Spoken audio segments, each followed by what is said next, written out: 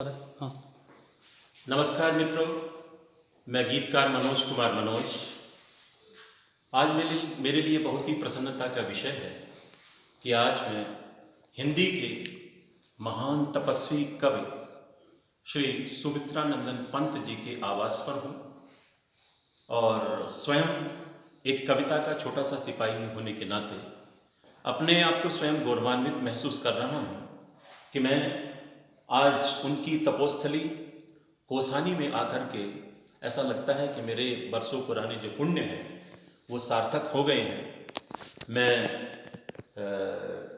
उनकी जगह आकर के ये महसूस कर रहा हूँ कि किस तरह से उन्होंने नई रचनाएं, कौन कौन सी रचनाएं इस प्रांगण में साकार हुई होंगी।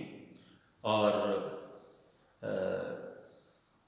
मुझे भी लगता है कि मैं ऐसी जगह आकर के मैं कुछ पंक्तियाँ इधर चलता जो है वो पढ़ना अवश्य चाहूँगा ताकि वो मेरे जीवन में इधर को चलता रहे, एक यादगार रहे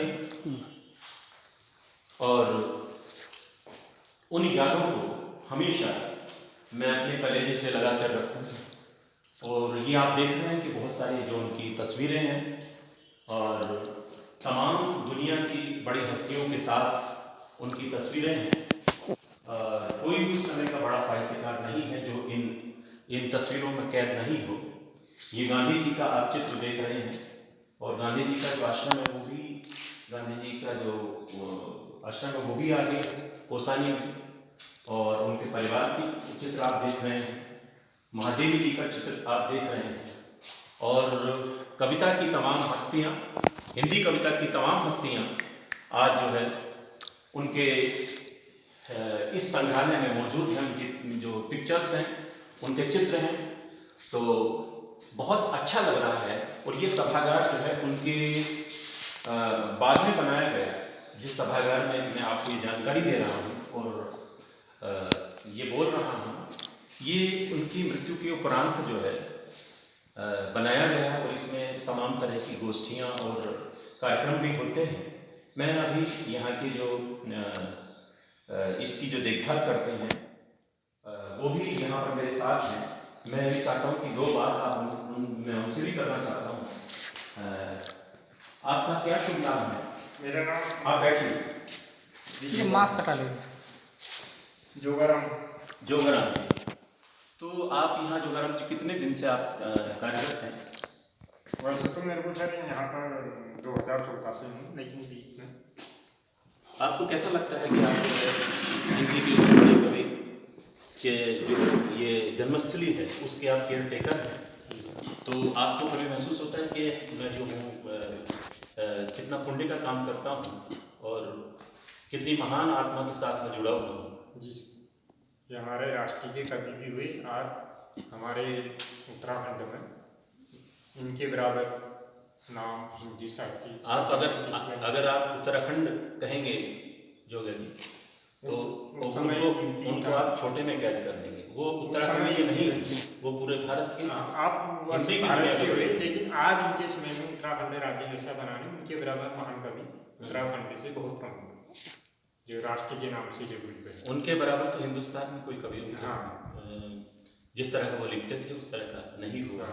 प्रकृति के सुकुमार कवि बहुत कम, उनके लिए आज के समय में बहुत कम। अच्छा, तो मैं चाहता हूँ जोगाराम जी कि मैं उनका जो जहाँ पर जन्म हुआ है, ये तो वो सभागार आपने हमें दिखाया, ये उनके देहांत होने के बाद बना हुआ है, ये उनका पुस्तकालय है। हाँ, और मेरे साथ जोगाराम जी मेरे मित्र भी हैं और मैं चाहूँगा कि एक बार उनको भी दिखा दिए। हरमेंद्र सिंह जी हैं और ये भी मेरठ से हैं। जितेंद्र सिंह ये बुलंदशहर से हैं और क्या नाम है भूपेंद्र सिंह ये नोएडा में निवास करते हैं, वैसे मेरठ से हैं। और मेरे एक बहुत अच्छे मित्र जो हैं वो क्या नाम है सामने जो है जो कैमरे पर इस वक्त हैं वो हैं श्री सुभाष चंद्र एडवोकेट। वो एक बड़े अधिवक्ता हैं, नोएडा में आप कार्यरत हैं। ये सब लोग मेरे साथ आए हैं और इस यात्रा में जो है इन्होंने जो है मुझे यहाँ ला करके मुझे सदा सदा के लिए अपना ऋणी कर दिया है। तो मैं चाहता हूँ कि जोगाराम जी एक बार आप हमें वो जन्मस्थान भी दिखाएं और आप जो है हम चाहते हैं कि हमारे साथ आप दोपहर का फोटो हो गया। हाँ, और ये आप ये वस्त्र वगैरह भी देख रहे हैं, ये उनका चश्मा भी ऐसा अच्छा, उनका चश्मा भी है। कहाँ? ये कुर्सी है जो आप सामने देख रहे हैं, ये कुर्सी है। और 20 मई को उनका जन्मदिन होता है और 28 दिसंबर 1977 को उनकी मृत्यु हुई। और ये कुर्सी आप देख रहे हैं, ये जो बेड हैं, ये वस्त्र भी जो उनके चादर वगैरह हैं, ये भी आप देख रहे हैं सभी उन्हीं के हैं। तो हम चलते हैं फिलहाल उस स्थान की ओर जहाँ पर उनका जन्म हुआ। वो हम बाद में लिखेंगे, वो बाद में लिखेंगे। अब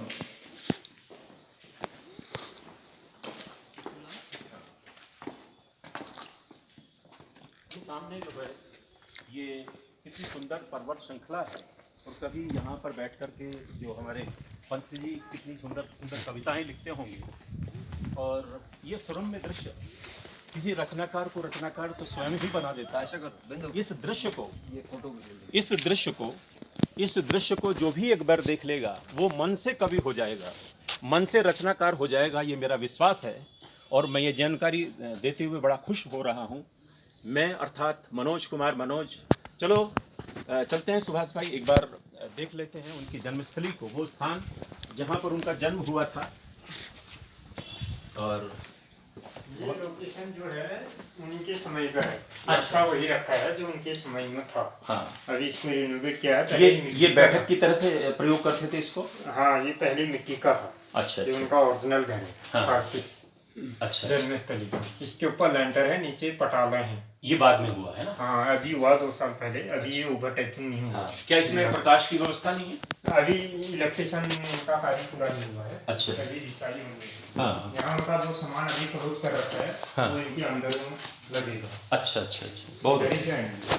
अभी कार्य चल रहा है। और ना घर है, हाँ, अभी तारीख लगे इधर भी लगेगा। बहुत अच्छा है। इस कमरे में वो पैदा हुए थे, उनका बर्थ प्लेस होगा। तो मित्रों, ये रोशनी आ रही है एक बार।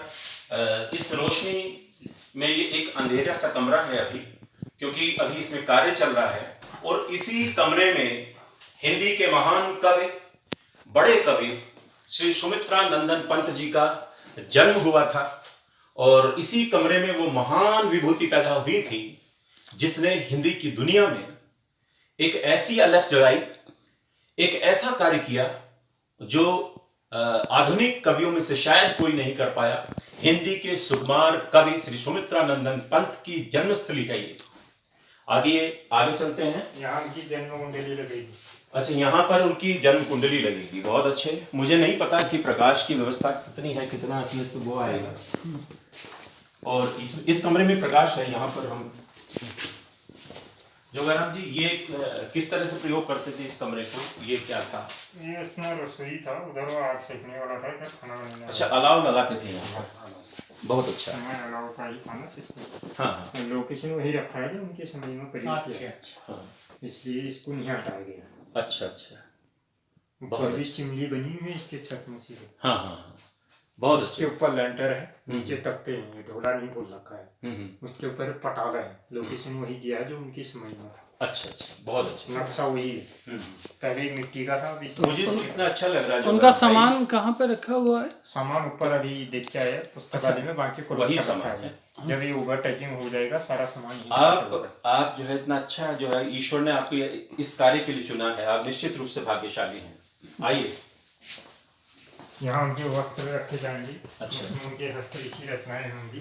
तो उसमें इस कमरे में मेरे मित्रों, पंत जी के वस्त्र आदि जो दैनिक जीवन की जो चीजें हैं वो रखी जाएंगी। हाँ, दैनिक जीवन की चीजें और पुस्तकें रखी जाएंगी इधर। और जब ये जीवंत हो जाएगा तब फिर जोगा भाई हम फिर चाहेंगे कि फिर उसको देखने आए। और ये जो है वो फिर से बाहर आ गए हैं। और सुभाष भाई, ये सामने जो है उनकी प्रतिमा भी लगी हुई है। और इस प्रतिमा को सरकार की तरफ से स्थापित किया गया है। और इसका उद्घाटन आप देख रहे हैं। इसका अनावरण किया है पंडित नित्यानंद मिश्रा जी ने, जो वयोवृद्ध साहित्यकार एवं इतिहासवेत्ता हैं देश के। उन्होंने इस प्रतिमा का अनावरण किया है। और बहुत अच्छी बात है, ये खुला हुआ एक विस्तृत परिवेश। और इस परिवेश में पंत जी की यादें और यादों में घुलता हुआ हिंदी का महान जो साहित्य है, उनकी कविताएं हैं। इन सारी जानकारियों के साथ मैं मनोज कुमार मनोज इस सुरम्य वातावरण में फिर से आपका अभिनंदन करता हूं। आप इस जगह अवश्य आइए। अगर आप कौसानी आएँ और इस क्षेत्र में अगर आएँ तो ज़रूर आप कौसानी आएँ, और कौसानी में आप पंत जी का जो संग्रहालय है, ये जो घर है, इसको अवश्य देखें। इन्हीं शब्दों के साथ मैं गीतकार मनोज कुमार मनोज आपको प्रणाम करता हूँ। नमस्कार।